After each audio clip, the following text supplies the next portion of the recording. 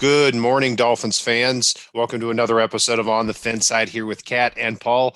Follow us on Facebook, Twitter, Spreaker, iTunes, YouTube, iHeartRadio, and Spotify.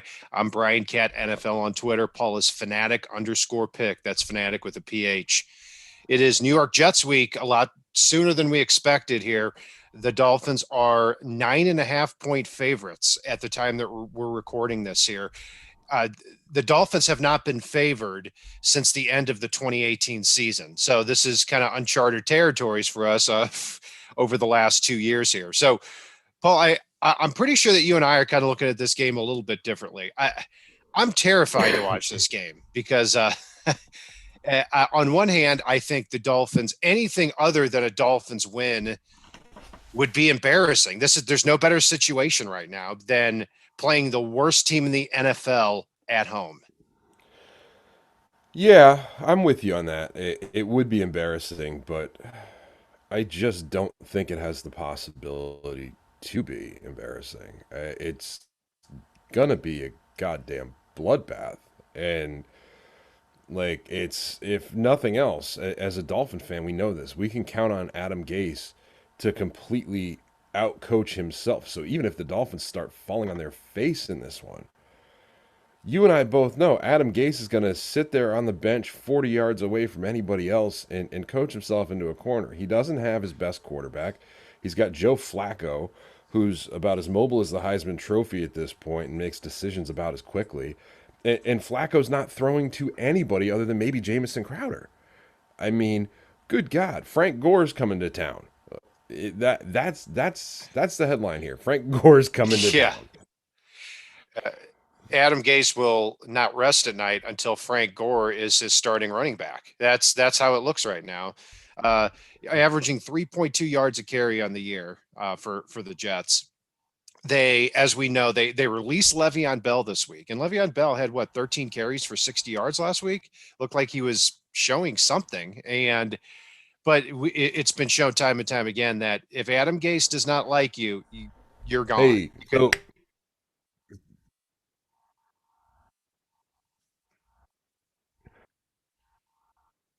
I think Paul froze up there, but the it, it, as far as Le'Veon Bell is concerned, the Dolphins did have a lot of interest last over the last couple of days. He inevitably went to the Chiefs, but Paul, I was a little bit split on this. At first, I thought Le'Veon Bell, no, thank you, not interested, and then from that point, I thought.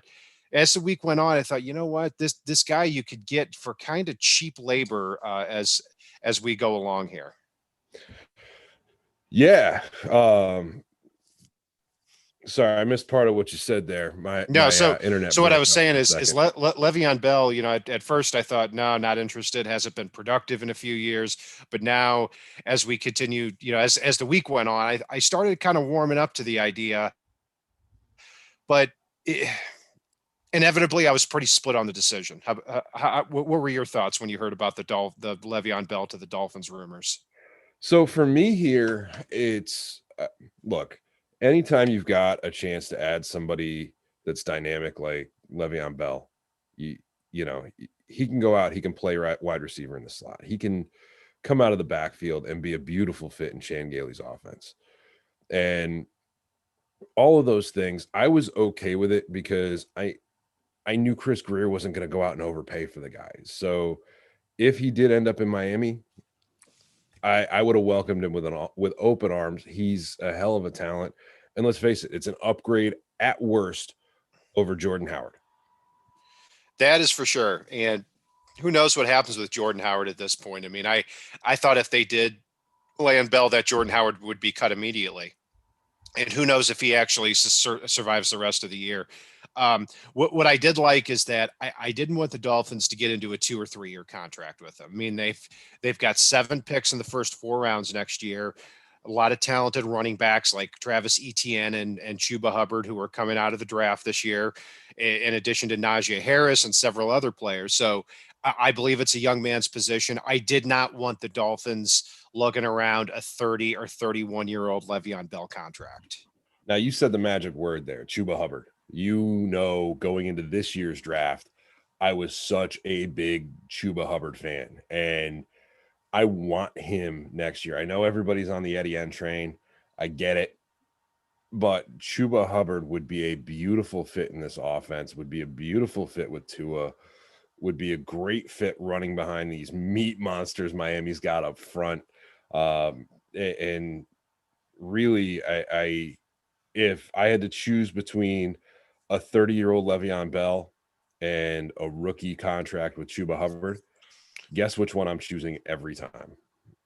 Yeah, it's a young man's spot. I like ETN a little bit more at this point, but Hubbard is definitely an unbelievably productive back at Oklahoma State. So, taking a look at the game here, Paul, offensively for the Dolphins, Ryan Fitzpatrick, I tweeted this out earlier this week. Over the last 16 games dating back to last year, he has over 4,500 yards passing. He has 26 touchdowns in the air. He has 6 on the ground. I mean, this is somebody that is putting up a lot of yards for this Dolphins team, to the point where, you know what, they get to 3-3 here, then they have a bye week, and the schedule continues to kind of level out a little bit. Yeah, the Dolphins could be competing for a wild card spot if they remain competitive, and I'll say if they play like they have in their first 5 games. I would take that a step further. I mean, the Pats are still just okayish right now, and the Bills looked insanely exposed on Tuesday Night Football this week, and are coming off a really short week uh, here in this one. And there wasn't an aspect of the Bills on Tuesday, which it's my brain still getting its way around saying on Tuesday. There wasn't an aspect of that Bills team that looked good. I mean, it's if they continue to play like that, we may not be talking wild card here. We could legitimately be talking about being back in the divisional hunt going down the stretch. I think 11 games is going to end up winning this division. And the Patriots are getting Cam Newton back, and that's been a major part of that equation. It wouldn't have surprised me if the Patriots had beaten the Chiefs if they had Cam Newton. I mean, they were what, it was a 6-3 game in the middle of the third quarter.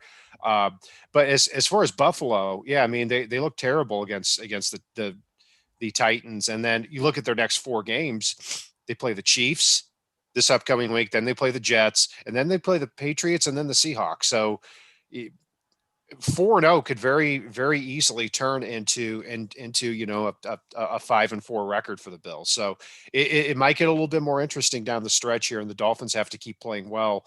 Without question, they need this game for that to happen. If they fall to 2-4 and lose to the Jets at home, a lot of hope is going to be lost there. So, but the main thing with the Dolphins is to continue to dominate there in the passing game. I loved against the 49ers how they saw the matchup problem that the 49ers had. They picked on poor Brian Allen and Jamar Taylor all game long.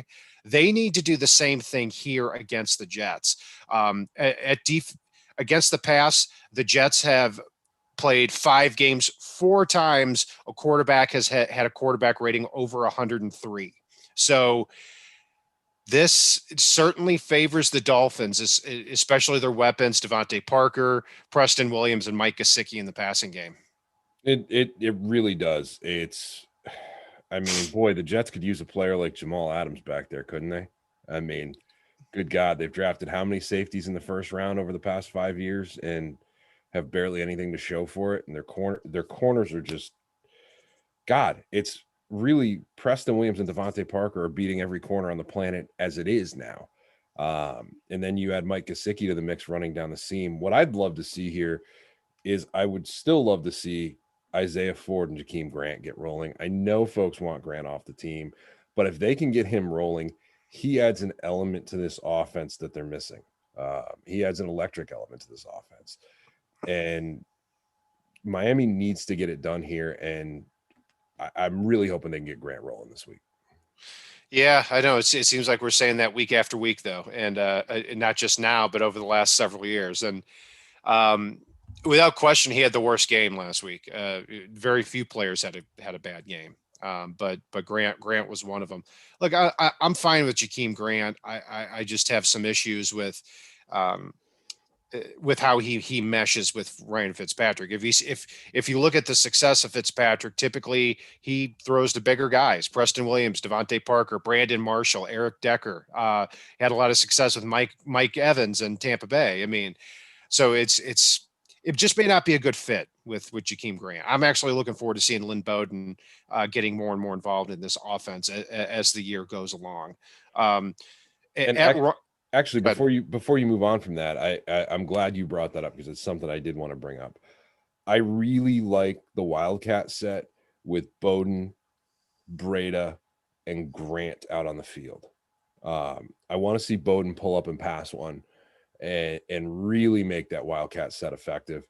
But it's Grant a few weeks ago got a chance on a reverse. I know he had a bad one after that, but that reverse has been open a lot.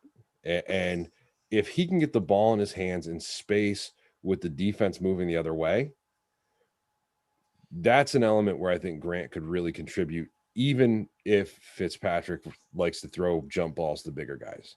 I do agree with that.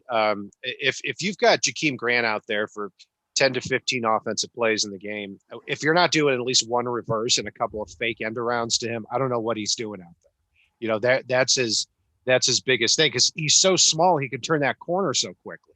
And we saw that on that Jaguars run. So yeah, he certainly needs to get more involved. But at cornerback, yeah, the Jets are pretty beaten down. I mean, their lead cornerback is Pierre Desir, who's on the wrong side of 30. Actually, a former Lindenwood graduate where I went to college.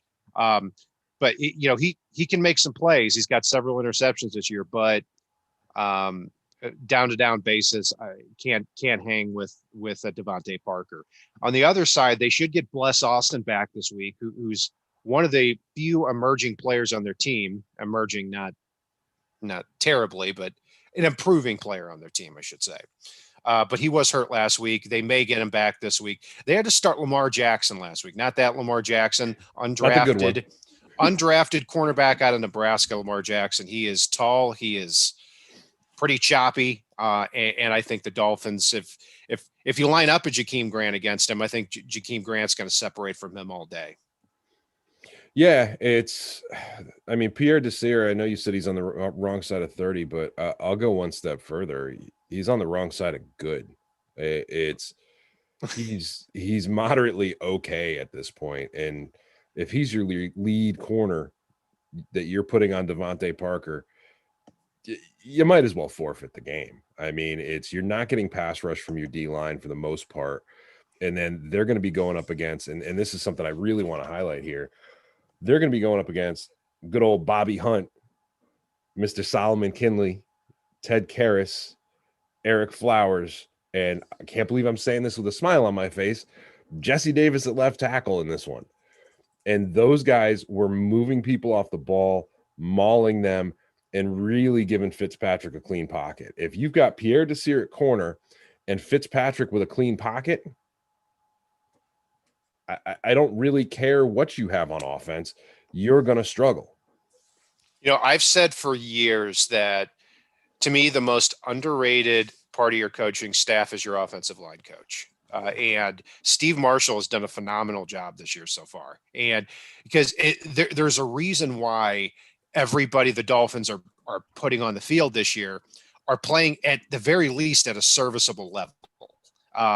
And you see Solomon Kinley, and you see what Robert Hunt did in his first start, and it's even better than serviceable. So what a huge advantage it would be going into the offseason with all those draft picks that you got, where you feel comfortable going into 2021 with Austin Jackson at left tackle, Solomon Kinley at right guard, and Robert Hunt at right tackle. That would be a major get here. We were talking before the year, if you could get 1.5 of those offensive linemen to play well, then that would be a huge win. Yeah. And in reality, they've all played so well. And Miami goes into 2021 at offensive line with not just that, but I mean, at worst, you've got Dieter at center, And I have a funny feeling Karras will be back unless they manage to go after somebody early, which we'll be diving into that full bore. I don't want to dive too far into it. I know I've said Chuba Hubbard's name way too many times already. But I mean, they've still got Flowers for another 2 years after this. And at worst, Jesse Davis is your backup swing tackle, and they worked him at center a little bit in the preseason. So there's a very realistic chance you could see Jesse Davis kick into center with Austin Jackson at left tackle, Robert Hunt at right tackle, and what looks to be another all-pro number 66 at guard. This offensive line is going to allow Miami to do so many things down the stretch, and they've got some flexible pieces behind them that, you get to a point now where you only need to add maybe one lineman a year just to keep yourself fresh, keep yourself developing, and not get into the situation that they found themselves in far too many times over the last 20 years. Yeah, and if you take the weapons the Dolphins have at wide receiver and tight end, and you also pack onto that an offensive line that's now playing pretty well, really it only leaves one piece, and that's the running back spot. And look, Myles Gaskin's a good player, but I'm looking for a bigger guy that can wear people down a little bit more. I like Gaskin more as the second running back, or Breida as the third running back. That's what I like. You knock them down a peg, then I think that they're in a perfect spot. So are you joining me on the big back train? well, I think it's hard not to with Gaskin. Are you finally on the big back train? I've been on the train for a couple weeks now. I mean, it's he's played a lot better than I thought. So far, he's averaging 4 yards a carry. So I can't blame him. And not only that, but overall yardage, through 5 games, he's got 396 total yards. I mean, you average that out to the full season. I mean, what, 80? I'm no mathematician. 80 times 16 is what, 1,300 yards. My Sure. math. Let's go with that. But yeah, he's done a great job. I do think they need another part in there. And offensively, whenever Tua takes over, he's going to have big shoes to fill. I mean, last 16 games with Ryan Fitzpatrick at quarterback, the Dolphins are averaging over 26 points a game. Yeah, and it does make it hard to do that thing that we almost need at this point, which is we need to see a little bit of Tua this season. And given the fact that we're talking about Miami competing, given the fact that Fitzpatrick's putting up to 26 points a game, or Fitzpatrick's offense is putting up to 26 points a game, it makes it hard, and it's a good problem to have, to get Tua on the field and see what you've got there. I mean, you almost have to look at it and just get a little bit of time from him here and there. I know once he steps on the field, you don't want him to step off, but at the same time, we need to see what we've got. And I don't think if Fitzpatrick's leading an offense that's putting up 26 points a game, you can actually say, all right, well, let's put Tua in for him anyway as the starter. I don't think you can pull his starting gig from him, but you can get Tua some reps. And at worst, set him up for next season, for us to see what we've got and see if he's going to be able to do all the things that we think. We don't know until he gets on the field and does them. And B, have a little bit of that real-time rep with him, so next season he can hit the ground running a little bit. He's seen the speed firsthand and is ready to go. I think of the Chiefs in 2017 where Alex Smith started the whole year. They expected Pat Mahomes to get in at a certain point, but then Mahomes played the final game against Denver that year and had a great game. Mm-hmm. Something like that could happen, with Tua, where, hey, he's on the bench for the entire first year because Fitzpatrick played well. I think it's a great scenario because I think it's a win-win for the Dolphins. I mean, if Fitzpatrick is in here as we get into November, then that means that they're competitive. That means that the division and a playoff spot is a possibility at that point. And I think that's a very good thing. Otherwise, if we're sitting here in a few weeks and, heaven forbid, we're 5-7 or something like that, Tua is going to get on the field. Yeah. And I don't want to beat the Tua talk to death. I mean, I know it's something everybody's talking about and wants to. But what I'd say there is we've got a good in case of emergency break glass if Fitzpatrick shows up. Yep. We and for a lot of Dolphins fans out there, and this needs to be said, a lot of people are freaking out over the fact that Justin Herbert did so well. I'm surprised as the next guy, but at the same time, Justin Herbert doing well or Joe Burrow doing well has nothing to do with whether or not Tua is going to play well. Joe Burrow has nobody in front of him putting up 26 points a game. Justin Yeah. Herbert only got on the field because the team doctor stabbed Tyrod Taylor in the lung. He couldn't unseat the guy. I mean, let's face it. He's playing well, but you can't compare the two. Yeah. Tyrod Taylor's going to sue the crap out of the Chargers. And he should. He's going to be Justin Herbert's new boss. Well, yeah, and it ups the ante too with what's going on with him because Justin Herbert.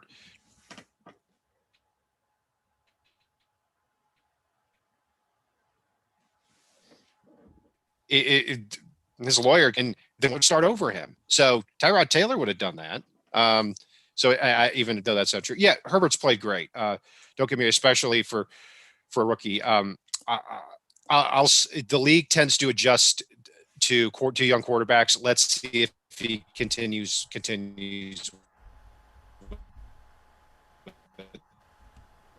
That. But yeah, look, 7 years on Ryan Tannehill and then turn around and sign or draft Justin Herbert over Tua. It would not have made any sense to me. So we'll see what happens with Herbert. But anyway, Paul, letting a few things get away from us here.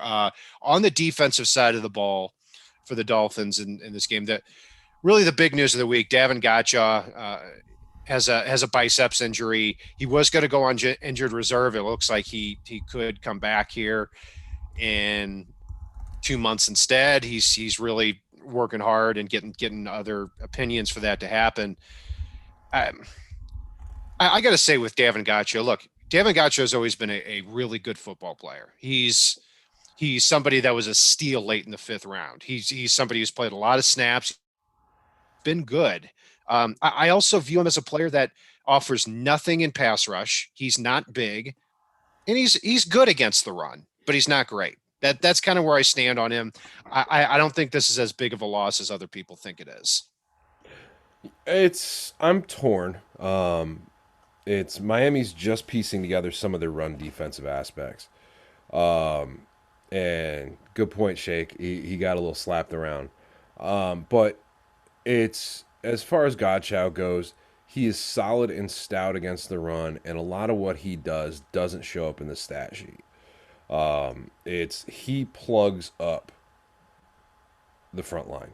He just does. And whether he's huge or not, he gets the job done in the running game.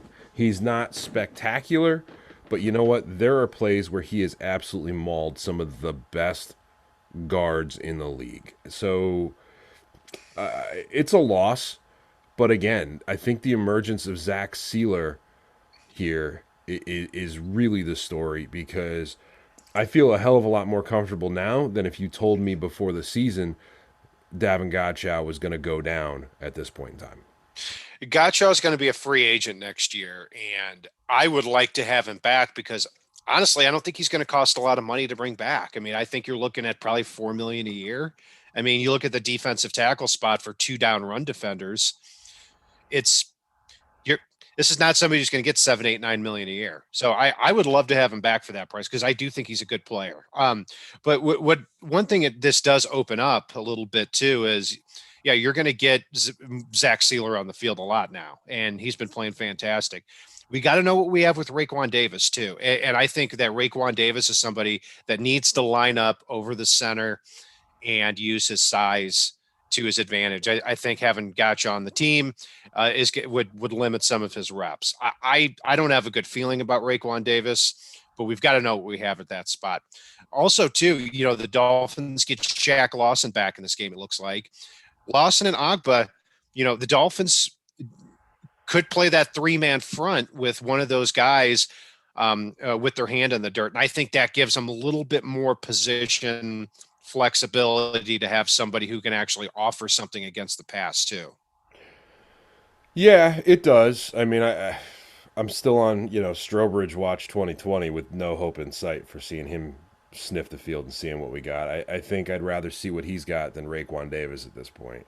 I mean, you want to talk about where to line Davis up. I'd hope that next time they have an away game, they line him up for the wrong plane, and send him to God knows what location. Maybe Raekwon Davis is going to turn into something at this point, but he needs his reps in practice, not on game day right now. And I very disappointed, especially given the fact that he's a second round pick. The expectations are higher, given the fact that Miami was so in love with him that we knew before day one of the draft that he was absolutely a target on day 2 in the second round. I mean, more than a target, he was the target in the second round. And, if you're going to be that in love with a player, he damn well better be something. Yeah. And the Dolphins are still going to have the advantage personnel wise going up against the Jets offensive line. They should get Mekhi Becton back in this game. How healthy he'll be, I'm not sure, but that would be a big return for them. They'll also they're expected to get Brashad Perryman back at wide receiver, even though he's not a great football player and other than a few games with the Bucs really has not shown anything. He does have that over the top speed. So that's something that Joe Flacco throughout his career has actually hurt the Dolphins with his ability to go over the top. But I still don't see that being a big challenge. I watched the All 22 last week when he had Byron Jones, Xavier Howard, Bobby McCain, and Eric Rowe as your starting 4. I looked at that and say, wow, that is how his secondary is supposed to play. Well, and I'm glad you brought up the secondary. I saw a stat this week, and it was about Bobby McCain, where passes in his area, I think it was PFF put it out there, he was allowing, and I don't know how many games this was over, I apologize for that, but he was allowing a 2.8 passer rating in his area. And Wow. Yeah. people have been dinging Bobby McCain, but that's pretty damn good, to say the least. And so if Flacco wants to go over the top and McCain plays like he did last week, and we've got Byron Jones, we've got Xavier Howard, Nick Needham in the slot, it is just going to be a bloodbath, especially if Miami's pass rush can be creative and good like they were last week. Actually, you know what? I'll take a step back. If Miami's pass rush can be creative and great like they were last week, they are going to destroy Joe Flacco in this one. Not just hit him, they're going to destroy him. Mekhi Becton's playing hurt if he plays, and he is by far and away their best offensive lineman already. And they have allowed the quarterback position to get beat up regularly, and I just don't see them being able to stop what they don't know is coming. And Miami's able to get up. They're able to rush 4, and you don't really know which 4 are coming. I mean, Jerome Baker's been a missile in this new blitzing defense that got unveiled last week. Yeah. Roberts, a missile. Grugier Hill, a missile. And then you've got the DNs coming off. It's just destruction as far as that team goes. Yeah, it was incredible to see last week the creativity in the pass rush. It was great to see. You had safeties blitzing, you had linebackers blitzing, compared to 10 years of Kevin Coyle and Vance Joseph and Matt Burke, lining up the same players in the same spot every single play. Compared to this, it's wonderful to see what I saw last week against the 49ers. I don't even think the 49ers offensively, and yeah, they played poorly, but I didn't see anywhere to throw the ball. So that's a great job there in the secondary. And yeah, to quote you on what you were saying on Bobby McCain from PFF, passer rating when throwing the ball away every play is 39.6. Passer rating when targeting Bobby McCain through week 5 is 2.8, lowest among NFL safeties. So I've been a major very, very critical of Bobby McCain and his skill set as it relates to the free safety position. Um, and I'm sure if he has a bad game next week, I'll be back on that train. But phenomenal 2 games in a row he's put together here against the 49ers and against the Seahawks. So, Paul, looking at this game here, I have a very I'm very uh, much under the impression that you're predicting a Dolphins victory here. Yeah. I'm predicting that that spread is too goddamn low. Like it's I can't even like there are teams where I can put myself in the like okay, here's where I see that they can win. I just I can't with the Jets. It's they don't have an NFL team right now. Greg Williams is putting stuff out in the media that his defensive problems aren't on his defense. He'll let you figure out where they're coming from, and you know looks over at Adam Gase kind of cockeyed. It's they are dysfunctional. They aren't good. They've got about 4 good players on their roster, and everyone else is below that by a long shot. I, and Miami's hitting on all cylinders and healthy. Barring some catastrophic COVID test, there's no way tomorrow isn't a bloodbath. And it's, I'm going to go 35-10 on this one, Miami. It's that brutal of a difference between the two teams. The Jets just aren't good. I can't see anybody unseating them for the number 1 pick unless it's a coin flip. I honestly thought that you would predict the score to be higher. I'm being cautious. Yeah, I'm going to go 34-17 Dolphins. I think they keep the heat up. The only way I can see the Jets even moving the ball is if you get in a situation where Jamison Crowder, who is one of their few good players, but he's a good player in that he runs a 4.7 in the slot. He's the worst version of Jarvis Landry in Adam Gase's offense. So he has 335 receiving yards. The second on the team is Braxton Berrios with 141. I mean, those are your options there. The only way I could see him moving the ball is if the pass rush is terrible and Perryman comes back, they go over the top to him a couple of times, and Jamison Crowder has one of those 10-catch games. Other than that, I can't see them putting more than 17 points on the board. I think 17 is a lot and now that I talk through it. I mean, so we'll see what happens on that. But if this happens, if the Dolphins come out with a victory in any way, they are 500 for the first time that we've seen in a long time back to the end of the 2018 season. So things are looking up here for the Dolphins. Any final words, Paul? Yeah, it's. I do want to say, I know in the past, no matter which team is good, which team is bad, and you name it, the Jets game is always one that both teams play up and yada yada yada and blah blah blah. I just don't see the talent, the coaching, the just basic functionality of a team here. I mean, to even think that this could be a game. It's you sent me a thing this week from Rich Samini where the Jets were ranked 32 on his power rankings, and it said things they're bad at: football. And he wasn't wrong. Like that's the funny part there. Like I hate the Jets. I really do. And every Dolphin fan out there, I mean, going back to Tom Garfinkel's first year, I remember you and I were sitting in the room with him, and he walked in and he said, "I'm new here. I'm trying to figure out what I'm doing.